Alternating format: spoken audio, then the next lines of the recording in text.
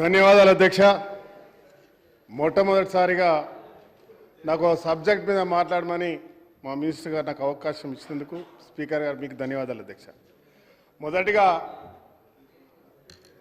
ప్యారిస్లో Olympic games నడుస్తూ ఉన్నాయి అధ్యక్ష. మనం ఈరోజు మన దేశ పక్షాన 2 మెడల్స్ కొట్టుకున్నాం. మను బాకర్ అనే షూటింగ్ క్రీడాకారునికి, అదే మాదిరిగా నిఖత్ జరీన్, ఈషా సింగ్, ఆకుల శ్రీజా, దీప్తి దివాలి అనే క్రీడాకారులు తెలంగాణ నుంచి పార్టిసిపేట్ చేస్తూ ఉన్నారు. వారందరూ కూడా మెడల్స్ సాధించాలని మనస్ఫూర్తిగా రాజకీయాలకు అతీతంగా సపోర్టుతో వారికి శుభాకాంక్షలు చెప్దామని కోరుకుంటా ఉన్నాను. అధ్యక్ష, ఈ రాష్ట్రంలో స్పోర్ట్స్ పాలసీని క్రీడాకారులను వెలికి తీయడానికి గ్రామీణ ప్రాంతాల నుంచి ఒక టాలెంట్ హట్ను ఏర్పాటు చేసి అనేక మంది క్రీడాకారులను తెచ్చినటువంటి చరిత్ర కాంగ్రెస్ పార్టీ అధ్యక్ష. గర్వంగా చెప్తున్నాను అధ్యక్ష, నేను 2005లో స్పోర్ట్స్ అథారిటీ చైర్మన్గా పనిచేశాను అధ్యక్ష, సమైక్య ఆంధ్రప్రదేశ్లో. దాని ముందు ఈ రాష్ట్రంలో ఆ రోజు ఉన్నటువంటి సమైక్య ఆంధ్రలో ఈ దేశంలోనే మొట్టమొదటిసారిగా స్పోర్ట్స్ స్కూల్ని తీసుకొచ్చిన చరిత్ర ఆ రోజు మాజీ ముఖ్యమంత్రి వారు నాదెండ్ల జనార్దన్ రెడ్డి గారు సార్, నెదురుమల్లి జనార్దన్ రెడ్డి గారిది 1992లో సార్. దాదాపు 250 ఎకరాలతో షామీర్పేట్, హకీంపేటలో ఒక స్పోర్ట్స్ స్కూల్ ప్రారంభించారు అధ్యక్ష.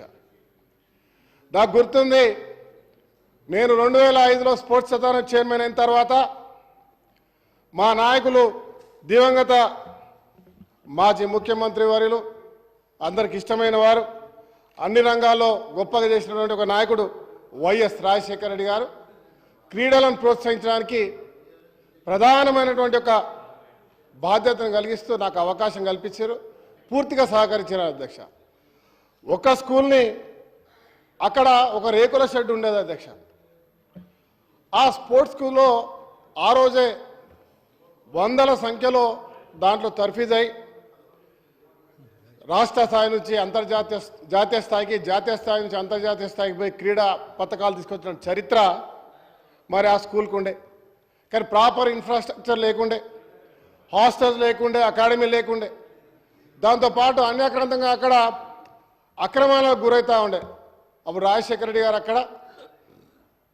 అక్కడ చుట్టూ దానికి కాంపౌండ్ కట్టి, అప్పటికే 250 ఉన్నది కాస్త 206, 207 ఎకరాలకు మిగిలిపోతే కాంపౌండ్ కట్టి ఒక పెద్ద స్పోర్ట్స్ స్కూల్ని 10 కోట్లతో ఏర్పాటు చేసి ఈ దేశానికి ఒక ఆదర్శంగా ఏదైతే జనార్దన్ రెడ్డి గారు తీసుకొచ్చారో మరి దాన్ని ఇంకా అత్యుద్భుతంగా తీర్చిదిద్దడానికి ప్రయత్నం చేయడం జరిగింది.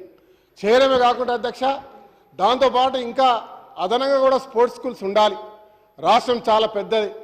ఇక్కడితో పాటు ఆ రోజు కడపలో, అటు వైజాగ్లో, తెలంగాణలో కరీంనగర్లో స్పోర్ట్స్ స్కూల్ని ఏర్పాటు చేసి మరి గ్రామీణ ప్రాంతాల్లో ఉన్నటువంటి ఎవరైతే టాలెంట్ ఉన్నటువంటి క్రీడాకారులు ఉన్నారో వాళ్ళందరినీ వెలికితీసి వారికి ఒక మంచి నేర్పరిచి మరి రాష్ట్ర స్థాయి, జాతీయ స్థాయి పథకాలు తీసుకొచ్చే కార్యక్రమానికి శ్రీకారం చుట్టాం అధ్యక్ష.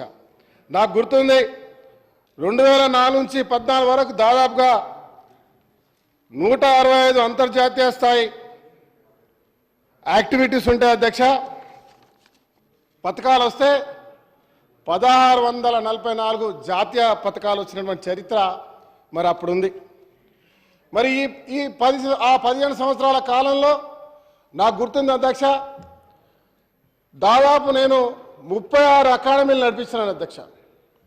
36లో దాదాపు 18 నుంచి 22 స్పోర్ట్స్ అథారిటీ అకాడమీస్ అయితే,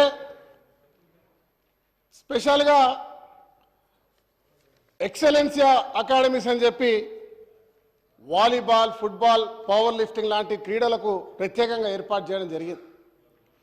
ప్రభుత్వం ద్వారా ఆ రోజు ప్లాన్ నాన్ ప్లాన్ బడ్జెట్లో ఆ రోజు 60 కోట్ల రూపాయలతో పాటు ఏదైనా ఈవెంట్స్ జరిగితే ప్రత్యేకంగా దానికి బడ్జెట్ కేటాయించి రాష్ట్ర ముఖ్యమంత్రి గారు ఆ రోజు రాజశేఖర రెడ్డి గారు 36 అంతర్జాతీయ క్రీడా కార్యక్రమాలు ఈ హైదరాబాద్లో నడిపించాం.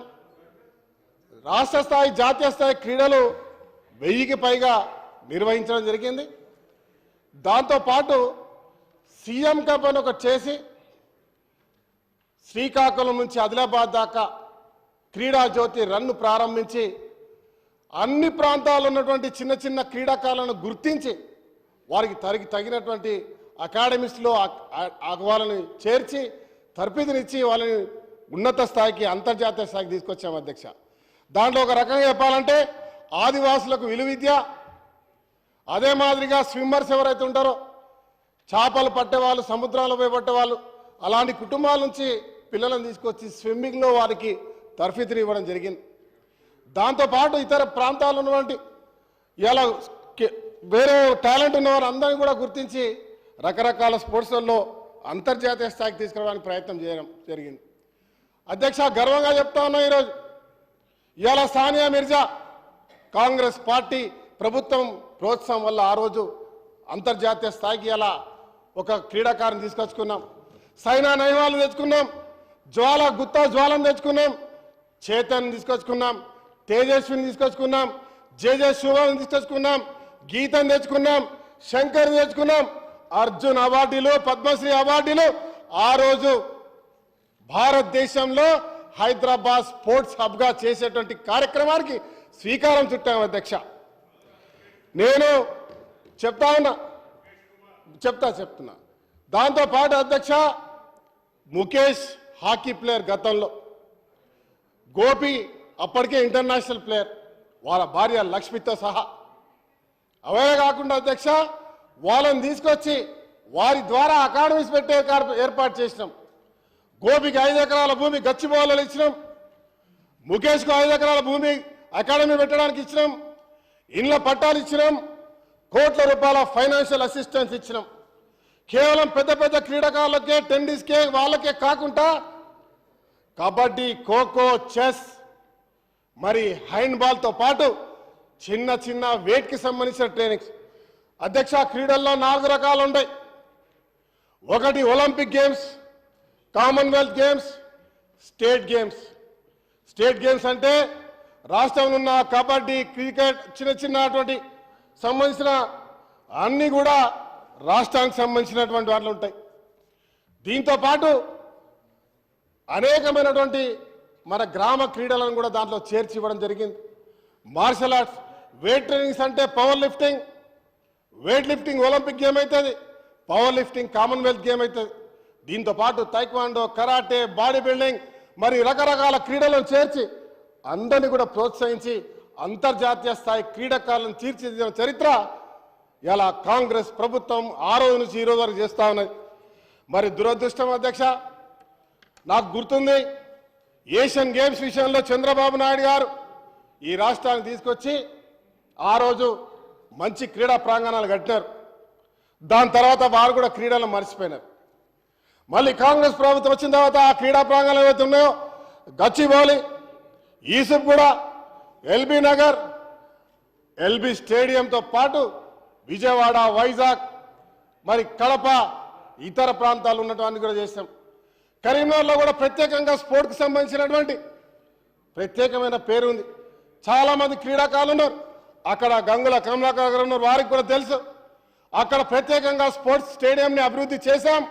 వాటర్ స్పోర్ట్స్ కూడా పెట్టి అక్కడ స్పోర్ట్స్ స్కూల్ పెట్టి అభివృద్ధి చేసిన చరిత్ర మరి ఆ రోజు ప్రభుత్వానికి అధ్యక్ష. మరి నేను అనుకున్నా తెలంగాణ ప్రభుత్వం వచ్చిన తర్వాత ఈడ క్రీడల పరిస్థితి ఏ రకంగా ఉందంటే పూర్తిగా నిర్లక్ష్యానికి గురై కోమలకు తీసుకుపోయారు అధ్యక్ష. కోమలకి దాంట్లో గతంలో ఒక 5 మంత్రులతోటి కమిటీ వేసారు. గౌరవ మాజీ మంత్రులు కేటీ రామారావు గారు, మా అమ్మ సబితమ్మ, దాంతోపాటు క్రీడల మంత్రి శ్రీనివాస్ గారు, దయాకర్ రావు గారితో ఒక సబ్ కమిటీ ప్లాన్ చేశారు, ఒక పాలసీకి ప్లాన్ చేశారు.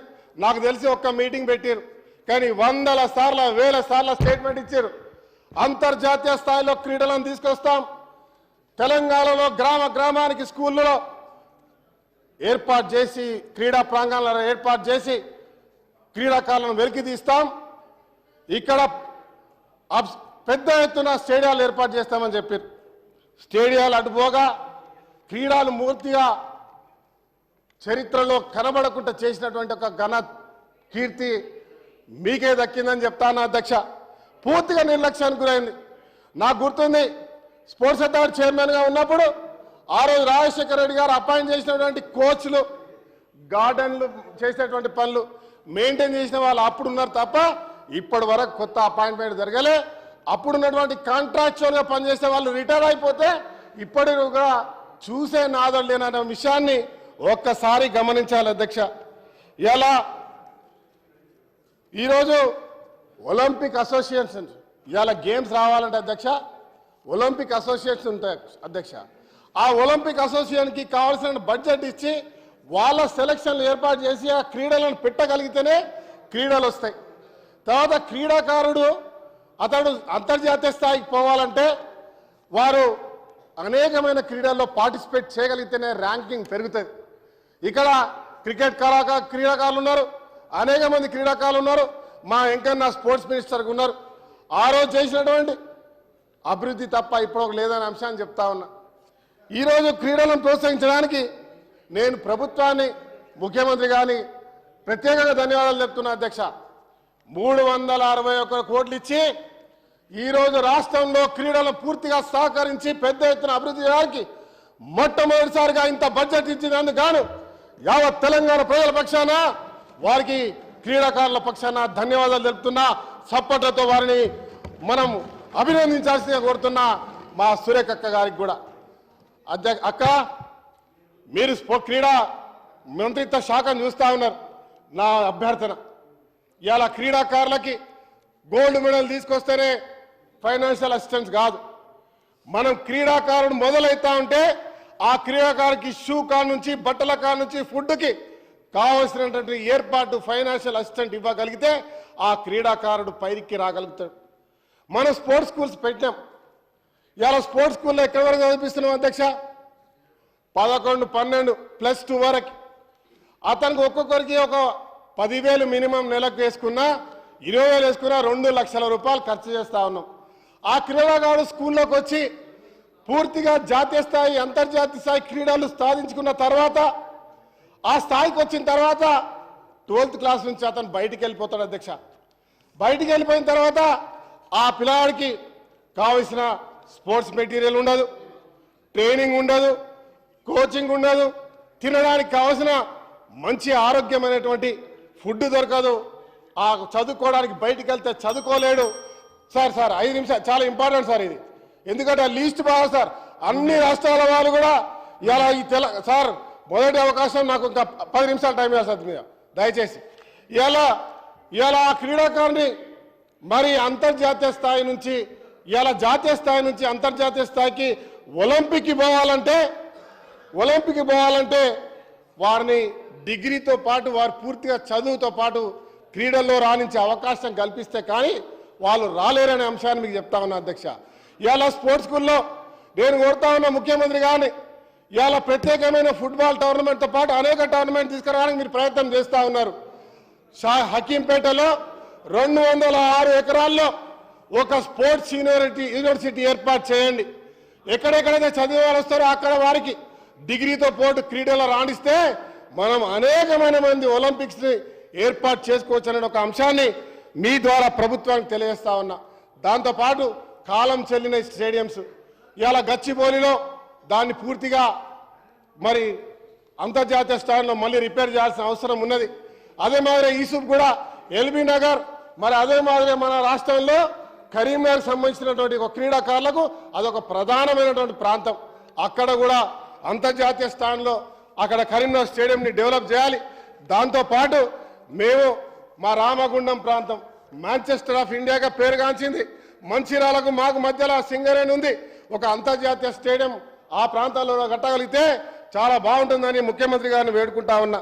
దాంతోపాటు అధ్యక్ష స్టేడియాలు కట్టారు అధ్యక్ష, పోయిన ప్రభుత్వాలు క్రీడా ప్రాంగణాలు అధ్యక్ష, ఒక్కసారి వారు కూడా మాతో వస్తే బాగుంటుంది.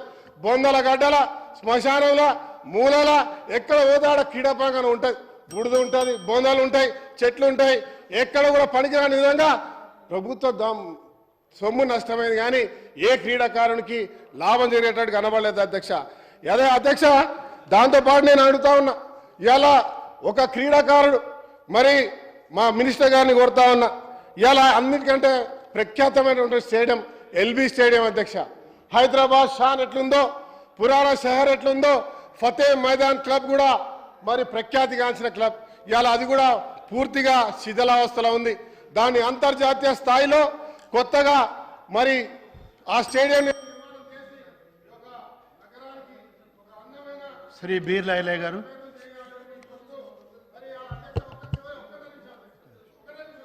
ప్లీజ్ అధ్యక్ష, నేను ఈ స్టేడియం అంశంతో పాటు ఇవాళ దయచేసి కోరుతా ఉన్నా, ఇవాళ ఈ యొక్క స్కూల్స్లలో అధ్యక్ష చిన్నారులకు అధ్యక్ష ఇవాళ ప్రైవేట్ స్కూళ్ళల్లో స్పోర్ట్స్ ఉన్నటువంటి అకాడమీస్ పెద్ద పెద్ద ల్యాండ్స్ ఉన్నాయని అధ్యక్ష. ఇవాళ స్పోర్ట్స్లో ఇవాళ విద్యార్థులు యువత ఎవరైతే అధ్యక్ష యువత మీద నాకు అవకాశం ఇచ్చిన సమయం ఇస్తలేరు మీరు అధ్యక్ష. ఇవాళ స్పోర్ట్స్ స్కూళ్ళల్లో స్పోర్ట్స్ ను నేర్పించడానికి ఎవరు కూడా ముందు లేరు అధ్యక్ష. వేల కొద్ది స్కూల్ ఉన్నాయి అధ్యక్ష, దేనికి ప్లే గ్రౌండ్ ఉండదు, స్పోర్ట్స్ పీఈటీ ఉండదు, స్పోర్ట్స్ పీరియడ్ ఉండదు. ఖచ్చితంగా ఆ స్కూళ్ళపై కఠినమైన చర్యలు తీసుకోవాలి. స్పోర్ట్స్ గ్రౌండ్ లేకపోతే, పీఈటీ లేకపోతే, స్పోర్ట్స్లో ఇన్వాల్వ్ చేయకపోతే వారికి పర్మిషన్లు సీజ్ చేయాలి, ఆ బళ్ళను మూతలు వేయాలి. ఇంటర్నేషనల్ స్కూల్ అయినా ఏ స్కూల్ అయినా కూడా ఆ మాదిరిగా చర్యలు తీసుకుంటే బాగుంటుందని చెప్పి నా అభిప్రాయం. ఇవాళ విద్యార్థి దశ నుంచే క్రీడాకారుడు తయారవుతారు అధ్యక్ష. చదువుకున్న యువత ఇవాళ రాజశక్తి మీద ఎన్నో కార్యక్రమాలు ఉండేటి, ఇవాళ తాగుడికి బానిసకి మద్యానికి గంజాయికి బానిస తిరుగుతున్నారు అధ్యక్ష. ఇవాళ యువత బాగుండాలంటే క్రీడల్లో వచ్చే విధంగా అన్ని రకాలుగా ప్రోత్సహించే కార్యక్రమాన్ని చేయాలని చెప్పి యావత్ తెలంగాణ ప్రజల పక్షాన, క్రీడాకారుల పక్షాన, చదువుకున్న విద్యార్థులకు ఒక మంచి భవిష్యత్తు ఇచ్చే కార్యక్రమాన్ని చేయాలని చెప్పి